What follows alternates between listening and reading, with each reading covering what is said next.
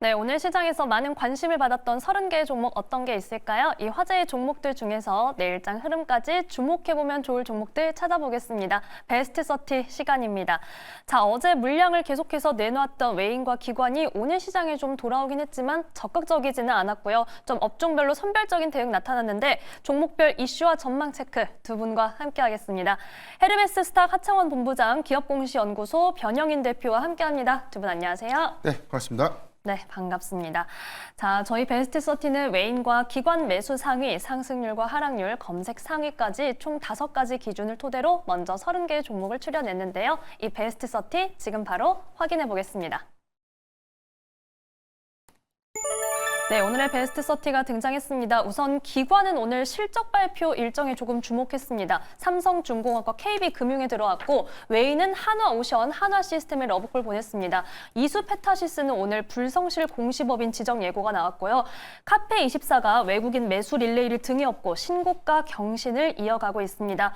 여기에 양자컴퓨터 관련주 그리고 오늘 샘 올트먼이 내놓은 메시지에 딥노이드도 시장에서 주목을 받았습니다. 네, 이렇게 오늘 베스트 30 살펴봤고 바로 두 분 이야기 들어볼게요. 먼저 하본 부장님, 오늘 첫 번째 종목 어떤 거 살펴볼까요?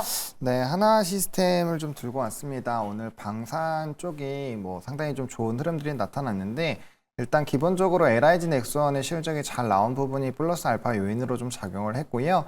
또 이제 정치권에서의 발언 그리고 각 기업별로의 이런 좀 모멘텀들이 부각이 됐습니다. 일단 하나 시스템 같은 경우도 이제 정치권에서의 그런 노이즈가 있은 다음에 주가가 많이 빠졌었는데 25년부터 UAE에서의 천궁2에 대한 또 수주 기대감들이 높아지고 있습니다. 아무래도 대부분의 방산주들이 수주 잔고나 추가적인 수주가 굉장히 좀 좋을 것으로 기대가 되고 있기 때문에 이 부분이 가시화가 된다면 충분히 모멘텀으로 작용을 하지 않을까라고 보여지고 있고요.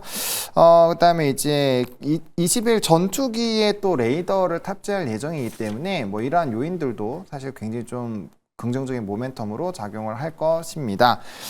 또 필리조선소에 대한 노이즈도 있는 상황이고요. 선박 매출에 대한 흐름 그리고 위성에 대한 그런 기대감도 있고요.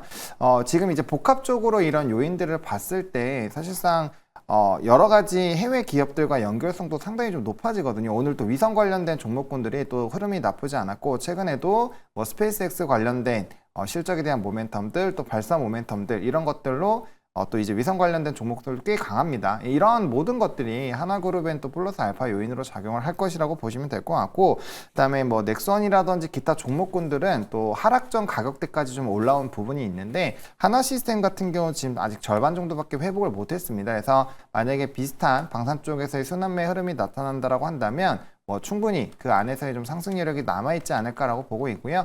다른 종목군들 대비했을 때 차트적으로 조금은 더 기울기가 좀 강하기는 합니다만 그래도 최근에 기관에서 특히나 연기금 매수세가 강하게 좀 들어오고 있다는 부분에서도 수급적인 메리트도 좀 있는 상황이지 않을까 이렇게 좀 정리 드리겠습니다. 네, 오늘 하본 부장님의 첫 번째 종목으로 하나 시스템 살펴봤습니다. 향후 대기하고 있는 모멘텀과 이 비슷한 종목군 대비 상승 여력에 대해서 강조해드렸습니다. 자, 이번에는 변영인 대표님의 첫 번째 종목으로 가볼게요. 저희 어떤 거 살펴볼까요? 네, 견조한 외인 수급이 가미되면서 오늘 52주 신고가를 좀 경신했던 카페24를 좀 준비를 해봤는데 오늘 수급 동향을 보면 외인과 기관의 동반 매수 그리고 외인의 최근 거래일 8거래 연속 순매수 흐름이 나오고 있는데 1월부터 현재까지 좀 이어지고 있는 양매수를 보면 외인이 830억 원 규모의 견조한 제한된 수급임에도 불구하고 외인을 중심으로 한 수급은 비교적 좀 견조한 흐름들을 좀 이어가고 있지 않나라고 좀 판단되고 있습니다. 특히 설 연휴에 발표됐던 딥시크 저비용 AI 모델이라는 새로운 어떤 패러다임을 좀 제시했던 점들은 오히려 저비용 AI의 저변 확대 관점에서 이커머스와 좀 연동될 수 있는 AI에 관련된 어떤 생성 개발 가능성들이 좀 더 높아진 그런 기대 요인들이 카페24의 단기적인 어떤 수급으로 이어지면서 가격 상승폭을 좀 이끄는 그런 형국이 좀 되지 않았나라고 좀 판단되고 있고 지난 3분기 영업이익 흑자 전환을 좀 이뤄내면서 턴어라운드에 좀 성공을 했지만 이번 4분기에도 매출액도 증가될 수 있는 요인들 그리고 3분기에 이어서 4분기에도 영업이익 흑자 기조가 좀 유지될 수 있는 그런 기대감들이 최근에 어떤 수급으로 좀 증명되고 있는 모습들이 아닌가라고 좀 판단되고 있습니다. 오히려 좀 기대할 수 있는 요인들은 3분기까지는 유튜브 쇼핑에 관련된 커머스 매출이 반영되지 못했던 측면들이 있는데 4분기부터 유튜브 쇼핑 안에서 파생되는 매출이 일부 좀 인식될 것이다라는 기대감들이 좀 반영되고 있고요. 실질적으로 좀 4분기부터 인플루언서를 좀 중심으로 한 쇼핑몰 개설 건수가 크게 좀 증가되고 있는데 이 부분은 오히려 이 통상적인 이커머스의 이 구매 전환율이 1%대 미만이 좀 형성되고 있는데 최근에 유력 유튜브 채널에서 12%대까지 구매 전환율이 좀 상승하는 그런 모습도 보였기 때문에 전반적인 어떤 저변이 확대되는 2025년도에는 전체적인 이커머스 쇼핑몰의 총 거래액 GVM의 어떤 이 가격 요건들이 좀 더 증가될 수 있는 GMV입니다. 제가 참고를 했고요. 여기에 관련된 어떤 연동 요건들이 좀 더 크게 좀 증가될 수 있는 그런 포인트들을 좀 주목해 봐야 될 것 같은데 통상적으로 이 부과될 수 있는 쇼핑몰 총 거래액의 0.7%에서 많게는 1% 정도를 매출로 좀 인식하는 동사의 어떤 회계 유형 특성상을 좀 감안했을 때 2026년도까지 추정되고 있는 전체 GMV 거래액은 약 20조로 좀 추정된다 보면 연매출 1,500억 원이라는 가시성 있는 성과로 이어질 수 있겠는데 이 부분은 유튜브 쇼핑의 확장성들과 좀 연동돼서 그 거래액들이 크게 증가될 수 있는 그런 포인트들을 좀 주목해 보면 카페14의 단기적 어떤 상승 부담은 현재 주가에 다소 좀 부담이 될 수 있는 요인이긴 하지만 추가적인 상승 여력은 더 충분히 남아있지 않을까라고 볼 수 있기 때문에 4분기 실적 발표 이후에 오히려 2025년도에는 가시성 있는 성과 그리고 유튜브 쇼핑과 연동되는 GVM의 가격 상승 여건, 총 거래액 상향 요건들을 계속해서 좀 주목해 볼 필요가 있지 않을까라고 좀 전망해 보겠습니다. 네, 변 대표님과 첫 번째 종목으로 카페24 살펴봤습니다. 지금과 같은 시장에서 수급도 확실히 돋보이고 있고 이 4분기 실적 저희가 잘 체크를 해야 할 텐데 이커머스 시장에서 활발한 거래를 만들어내고 있습니다. 자, 저희는 첫 번째 종목 한마디로 정리해 볼게요. 먼저 하본 부장님, 한화시스템 한마디 부탁드립니다. 네, 앞서서 여러 가지 산업군들을 좀 말씀을 드렸는데 네. 이제 조선과 우주항공 뭐 이런 모멘텀들이 동시에 좀 작용을 하고 있습니다. 그래서 여러 가지 산업군들에서 동시다발적으로 영향을 받는 쪽이 유리하거든요. 뭐 대부분의 방상이 좀 비슷하긴 하지만 어쨌든 그렇게 좀 이렇게 여러 가지 요인들로 엮일 수 있어야 이 트럼프라는 이 럭비공 같은 움직임에서 나름 견작이 버틸 수가 있거든요. 그래서 지금은 이렇게 여러 가지 스프레드로 겹칠 수 있는 그런 종목군들을 보시는 게 굉장히 좋을 것 같고 그게 한화시스템이 좀 해당이 된다 이렇게 정리 드리겠습니다. 네, 지금과 같은 시장에서는 여러 키워드가 엮여있는 종목을 발굴해보자 한화시스템 말씀해 주셨습니다. 변 대표님 카페24 한마디도 들어볼게요. 예, 유튜브 쇼핑의 성과가 입증될 수 있는 2025년도 초기 성과보다는 2분기 이후에 가시성 있는 성과를 좀 더 주목해 봐야 될 것 같고요. 전체적인 이 쇼핑몰의 총 거래액들이 얼마만큼 더 상향될 수 있는지 이 부분에 관련된 추가적인 업사이드는 열려있다는 점. 시청의 관점에서는 저는 뭐 현재 기준에서는 추가적으로 약 15% 정도에 대한 상승 여력은 좀 남아있다는 점 참고하면 좋을 것 같습니다. 네, 저희가 거래액 포인트 확인을 해야겠고 앞으로 추가적인 상승 여력도 짚어드렸습니다. 저희는 두 번째 종목으로 가볼게요. 하본 부장님 두 번째 종목 어떤 거 볼까요? 네, 하나오션을 보겠습니다. 네. 오늘 이제 관세 이슈가 한 오후 2시 정도 전후로 해서 중국 쪽에서 발표를 하면서 사실 그때부터 조선주들이 상당히 좀 강하게 움직임이 나타났는데 뭐 하나오션의 최근 움직임이 가장 조선주들 중에서는 좀 가파른 것 같아요. 뭐 월봉상으로 보시게 되면은 뭐 사실 좀 후순위로 올라가고는 있습니다만 그래도 뭐 단기 상승률이 굉장히 강해질 수밖에 없는 부분이죠.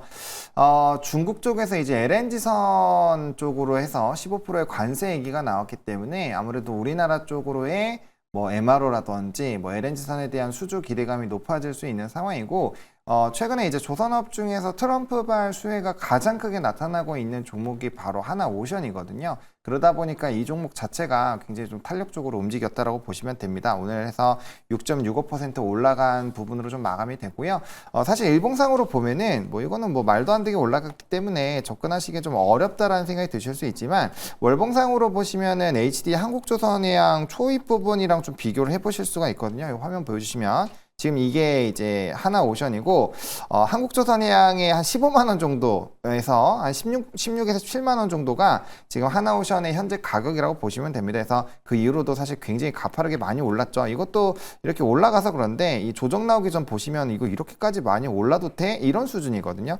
그래서 이제 조선업들이 대부분 월봉상의 움직임들이 비슷하게 나타나고 있기 때문에 뭐 저는 모멘텀만 있다라고 한다면 충분히 좀 기대를 해보셔도 좋을 것 같고, 재밌는 건 이 LNG 프로젝트가 상당히 장기간 유지가 될 확률이 높다라는 점, 그리고 이제 이게 뭐 또 일본 쪽으로 넘어가는 것이 아니냐라는 일부 얘기가 나오고 있지만, 사실상 지금 조선업에서는 일본이나 기타 다른 나라들이 끼어들기가 굉장히 어렵습니다. 그래서 미국 입장에서 무조건 일본을 선택하기도 어려운 부분이고요. 그래서 우리나라와 중국이 양분하고 있는 그런 시장들에서의 이런 규제나 관세가 얘기가 나오게 되면은 당연히 우리나라엔 좀 플러스 알파 요인이 될 수밖에 없다라는 점으로 보시면 될 것 같고, 또 이제 25년 이후부터는 수주 모멘텀에다가 또 이제 해양 플랜트에 대한 기대감도 조금 높아지고 있는 상황입니다. 이거는 이제 또 최근에 부각이 되고 있는 상황이어서 그런 여러 가지 요인들로 본다라고 한다면 모멘텀의 이제 수주 연속성이 한 1에서 2년 정도는 좀 유지가 될 수 있고, 또 이제 뭐 조선 함대라든지 이런 관련된 부분에서도 또 추가적인 모멘텀들이 좀 붙어줍니다. 그래서 이게 지금 한 27년 정도까지는 굉장히 다양한 모멘텀들이 이제 복합적으로 엮일 수 있는 상황이어서 뭐 단기적인 주가 추이나 뭐 실적적인 부분으로 본다면 좀 많이 높은 거 아니냐라고 볼 수 있지만, 이슈적인 부분으로 본다라고 한다면 충분히 상승할 요인들이 좀 있기 때문에 뭐 추세적인 이탈만 없다라고 한다면 충분히 추적을 하시면서 보실만 하지 않을까, 이렇게 정리 드리겠습니다. 네, 하창원 본부장님과 하나오션 이 월봉상 흐름 HD 한국조선해양과의 비교를 통해서 살펴봤고요. 모멘텀이 더 붙어주면 긴 호흡으로 상방을 더 볼 수 있다라는 말씀도 해주셨습니다. 자, 이번엔 변영인 대표님의 두 번째 종목 만나봅니다. 어떤 종목 볼까요? 예, 저는 오늘 삼성전자를 준비해봤습니다. 일단 4분기 확정 실적 발표 이후에 해당되는 세부 데이터 내용들이 좀 공개됐는데, 매출과 영업이익이 시장의 기대치를 좀 크게 하회했었던 삼성전자가 일단 뭐 지난 3분기에 일회성 비용 반영 이후로 사실 영업이익 부분에서는 3분기보다 4분기 완화될 수 있는 기대 요인들이 좀 있었지만, 실질적으로 발표됐던 영업이익 추정치는 한 2조 7천억 정도가 좀 감소하는 그런 아쉬운 모습을 보였기 때문에 확정 실적 안에서 세부 데이터에 대한 내용들이 좀 더 중요한 포인트가 좀 됐었고, 다만 연간 실적의 기준으로 삼성전자의 전체 매출액은 2022년도에 의해서 역대 두 번째로 좀 큰 매출을 좀 기록했다는 점에 대한 차이가 좀 있습니다. 다만 이제 주가의 어떤 상황들이 좀 많이 달라지는 그런 모습이지만, 해당되는 부분은 역대 두 번째 매출이라는 점에 대한 차이가 좀 있고요. 두 번째는 4분기에 연구개발비가 전체 한 10조 3천억 원으로 좀 추정되고 있는데, 이 부분은 역대 최대 R&D 비용이 근본 4분기에 좀 반영됐던 그런 효과들을 감안했을 때 이번에 발생됐던 이익 추정치가 좀 하향된 부분들은 다소 좀 아쉬움을 좀 상쇄시킬 수 있는 그런 긍정적인 기대 요인들이 좀 되지 않을까라고 좀 판단되고 있습니다. 일단 뭐 컨퍼런스 콜에 대한 내용도 좀 중요한 포인트가 좀 될 텐데요. 일단 1분기까지 반도체 시황 악화에 대한 부분들, 여기서는 뭐 낸드 가격이라든가 지금 메모리 가격들에 대한 ASP가 좀 하락하고 있는 그런 흐름들이 조금 더 좀 지속되고 있는 부분이기 때문에 1분기까지에 대한 기저효과가 좀 나타내질 수 있는 그런 부분들이 좀 언급이 됐었고, 다만 HBM3에 관련된 전환 속도를 좀 더 빠르게 하는 선단 공정의 전환을 가속화시키겠다라는 어떤 의지를 좀 표명했기 때문에 이 부분이 올해 상반기에 얼마만큼 많은 투자와 좀 맞물리는 효과로 좀 이어질 수 있을지, 이 부분도 중요한 체크포인트가 되지 않을까라고 좀 판단되고 있습니다.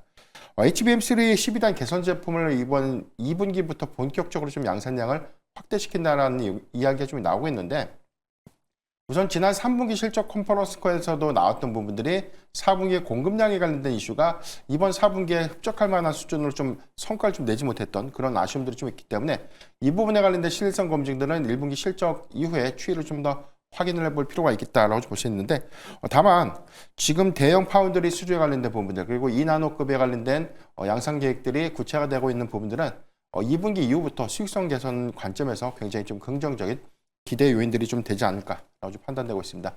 오늘 회동을 앞뒀던 이 샘 월트먼 그리고 소프트뱅크의 이 손정희 회장과의 관련된 스타게이트 협력 또는 뭐 참여 관련된 이슈들은 아직 단기적인 어떤 발표 이슈는 좀 아니지만, 중장기 관점에서 참여 관련된 어떤 내용들이 본격화가 된다면 오히려 칩에 관련된 공급처가 다변화될 수 있는 그런 부분들은 충분히 삼성전자에 좀 기회가 될 수 있기 때문에 최근에 주가 추이들은 좀 아쉽지만 오히려 1분기 이후의 실적 개선 관점에서 긍정적인 모멘텀들을 좀 더 주목해 볼 필요가 있지 않을까라고 판단하고 있습니다. 네, 이렇게 변 대표님과 함께 삼성전자 살펴봤습니다. 오늘도 투자자들의 검색 상위였고요. 오늘 좀 눈에 띄는 점은 그래도 외국인이 조금은 들어와줬는데 이 1, 2분기 이후부터 수익성 개선을 좀 기대할 수 있을 것이다. 그리고 지금 나오는 뉴스에 대한 내용도 저희가 조금은 기대감을 갖고 계속해서 추적해 봐야겠습니다. 자, 저희는 두 번째 종목도 한마디로 정리해 볼게요. 먼저 변 대표님, 네. 삼성전자 한마디 부탁드립니다. 네, 주가의 하방 압력은 다소 좀 제한적인 흐름을 조금 더 보여주지 않을까라고 좀 판단되고 있고요. 중요한 부분은 이재용 회장의 사법 리스크가 해소가 좀 기정사실화된 그런 부분들을 좀 감안했을 때 전체적인 어떤 컨트롤 타워의 재건 이후에 명확한 의사결정들은 삼성전자의 증인 모멘텀에 조금 더 기여할 수 있는 효과로 이어질 수 있지 않을까라고 좀 판단되고 있습니다. 네, 정말 더 이상의 하방은 안 되는데 이제 방향성을 확실히 잘 잡아갔으면 좋겠습니다. 하본 부장님의 하나오션 한마디도 들어볼게요. 네, 일단 뭐 키워드는 LNG 기대감 지속이라고 했는데 뭐 앞에서 말씀드린 것처럼 뭐 MRO, 관세, 뭐 또 트럼프 수혜주 이런 것들이 다 엮입니다. 그래서 모멘텀이 굉장히 많기 때문에 좀 모멘텀을 좀 집중해보자라고 좀 지속적으로 말씀을 드리고 싶습니다. 네, 역시나 지금 시장에서 많은 키워드 모멘텀을 갖고 있는 한화오션입니다. 저희는 빠르게 마지막 종목으로 가볼게요. 하창원 본부장님, 저희 세 번째 종목 어떤 거 살펴볼까요? 네, KB금융입니다. 도대체 왜 KB금융일까라고 생각을 하실 수 있지만 뭐 주가의 추이가 단기적으로 좀 내려온 상황이고 또 이제 은행주들이 사실 이자 마진이 꽤 많이 나왔습니다. 그래서 네. 최대 실적을 좀 기록을 했다. 뭐 이런 기사들도 꽤 많이 나왔는데요. CET-1 보통주자본 비율이 상당히 높은 상황이 유지가 되고 있는 상황이고 뭐 이에 따른 주주 환원에 대한 기조는 좋아지지 않을까라는 좀 그런 분석들도 나오고 있습니다. 아무래도 이제 배당 매력도가 높다라고 한다면 여전히 이런 시장에서는 좀 매력도가 높다라고 보시면 좋을 것 같고 특히나 이제 트럼프 1기 때보다 더 사실 좀 파격적이고 공격적인 관세에 대한 스토리들이 나오고 있거든요. 그래서 이전처럼 막 1년, 2년 이렇게 질질질 끌려 나가지는 않겠지만 아마 단기적으로 굉장히 임팩트 있는 시장들이 만들어지지 않을까라고 보여집니다. 그렇다고 한다면 뭐 유틸리티라든지 방어주라든지 배당주들의 매력도가 또 굉장히 높아질 수 있는데 이 금융주들 같은 경우는 거기에 굉장히 좀 크게 부합을 한다라는 거죠. 그리고 앞에서 말씀드렸던 것처럼 뭐 금융주들이 전부 다 CET-1 비율이 뭐 12.5가 넘어가는 게 아닙니다. 거의 없어요. 그리고 이제 KB금융 같은 경우는 50% 주주 환원율도 얘기를 했기 때문에 뭐 그러한 방향성들이 오히려 좀 더 좋아지지 않겠냐라고 보고 있고요. 또 환율에 대한 흐름이 좀 약해지게 됐을 때 플러스 알파 요인이 상당히 많은 것으로 지금 분석이 되고 있거든요. 그래서 환율이 좀 떨어지는 부분, 그 결국에는 이제 리스크 요인들이 좀 해소가 되면 워낙 강세 요인들이 나왔을 때 금융들이 좀 더 강해질 수 있고 그 안에서도 KB금융이 좀 크게 수혜를 받지 않겠느냐라는 분석들이 나오고 있기 때문에 뭐 해지 차원에서의 이런 접근도 상당히 좀 매력적이지 않을까 이렇게 정리드리겠습니다. 네, 하창원 본부장님과 세 번째 종목으로는 KB금융 살펴봤습니다. 탄탄한 펀더멘탈 그리고 주주 환원 기대감도 나오고 있는데요. 자, 변영인 대표님의 마지막 종목은 어떤 거 살펴볼까요? 네, 저도 공교롭게 오늘도 종목이 또 네. 겹치게 좀 되었는데 앞서서 뭐 말씀을 워낙 잘 해주셨기 때문에 저도 뭐 부연해서 볼 수 있는 것들은 지금 수급 동향 잠깐 좀 보도록 하겠습니다. 1월부터 지금 오늘 외인 기간 동반 순매수가 좀 있었고 지금 기간을 중심으로 해서 한 8거래 연속 순매수가 좀 나오고 있는데 전반적으로 보면 1월부터 현재까지 외인과 기간은 비교적 제한된 수급임에도 불구하고 견조한 수급의 연속성들을 좀 보여주고 있다는 점. 이 부분은 국내 정치 리스크 부각으로 인한 정책 리스크에 관한 쇠퇴 우려감들이 주가의 단기적인 조정의 빌미가 됐었고 현재까지 추세를 좀 되돌리는 그런 과정에서 제한된 움직임을 좀 보였지만 수급적인 기대감 그리고 여기 더해서는 실적과 내년도 올해죠 주주 환원에 관련된 상향 기대감들이 조금 더 주가에 좀 상방을 좀 이끄는 그런 모습들이 좀 아닌가라고 좀 판단되고 있습니다. 전체적으로 보면 지금 이 4대 금융지수사들 중에서 가장 높은 주주 환원율을 좀 제시했는데 이미 좀 벨록 공시에서도 언급을 했던 것처럼 총 주주 환원율을 EPS 기준에 10% 이상을 좀 제시를 했었고 초과 재원 부분도 역시 주주 환원에 좀 사용하겠다라고 좀 언급을 했기 때문에 이 부분이 좀 중요한 체크 포인트가 좀 될 것이고요. 두 번째는 3년간 자사주에 관련된 매입 소각 부분들 이 부분은 작년 하반기부터 일부가 좀 이루어졌지만 올해도 상당한 부분에 대한 이 매입 소각 부분들은 총 유동주식수에 관련된 유동률들을 좀 높여주는 그런 관점에서 긍정적인 좀 모멘텀이 좀 되지 않을까라고 좀 판단되고 있습니다. 올해 예상될 수 있는 총 주주 환원율이 약 45% 정도, EPS 기준으로 좀 45% 정도로 좀 추정되고 있는데 앞서서 좀 말씀하셨던 것처럼 네. 환율의 기저효과, 환율이 조금 더 하락할 수 있는 요인으로 좀 추세를 바꾼다면 총 주중 환원율은 약 50%까지 좀 상향될 수 있는 부분들이라면 정말로 이제 배당 매력도 관점에서 굉장히 좀 매력적인 종목이 될 수 있다는 점, 향후에 전국이 좀 안정되고 난 이후에 전반적인 어떤 밸류업 정책들이 다시금 좀 보편화되는 그런 시점이라면 충분한 주가의 어떤 반영 효과들이 극대화될 수 있는 그런 측면들을 좀 고려했을 때 KB금융 같은 경우는 탄탄한 안정성들 관점에서 충분히 대안이 되지 않을까라고 좀 전망해 보겠습니다.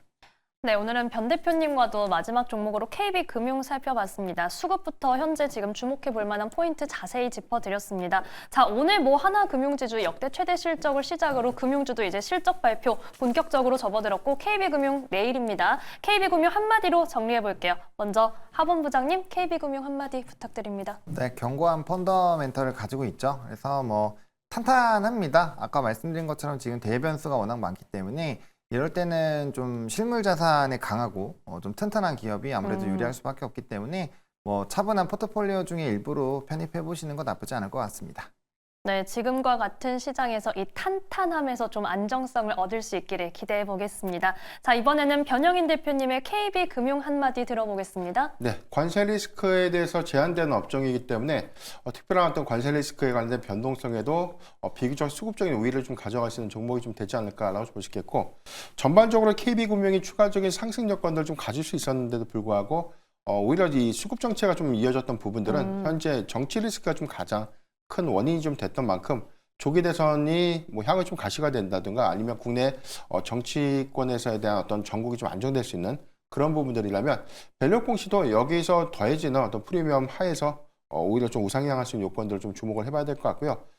이익 지표에 관련해서는 지금 4분기에 일회성 비용들이 좀 반영이 되는 뭐 명태 수당이라든가 성과급들이 좀 반영됐음에도 불구하고 사상 최대 실적 기조가 좀 이어질 수 있는 그런 측면들이 1분기에는 해당되는 일회성 비용이 제거되면서 오히려 좀 더 확대될 수 있는 요인들, 더군다나 이 매파적 금리 인하가 좀 더 지연되는 그런 흐름들이라면 단기간의 어떤 대출 금리 간의 수익 지표들이 훼손되기보다는 수익 지표가 좀 안정적으로 더 유지될 수 있는 그런 가능성을 조금 더 염두해 봐야 되는 포인트가 좀 되지 않을까라고 좀 전망해 보겠습니다. 네, 최근에 주가가 정체됐던 것은 정치적인 이슈가 좀 작용했을 수 있고 현재는 관세 리스크에서 보다 좀 유리할 수 있는 환경 얘기를 해주셨습니다. 자, 이렇게 세 번째 종목 KB금융까지 살펴봤고요. 오늘 베스트 30는 여기까지 듣겠습니다. 지금까지 헤르메스스타 하창원 본부장, 기업공시연구소 변영인 대표와 함께했습니다. 고맙습니다.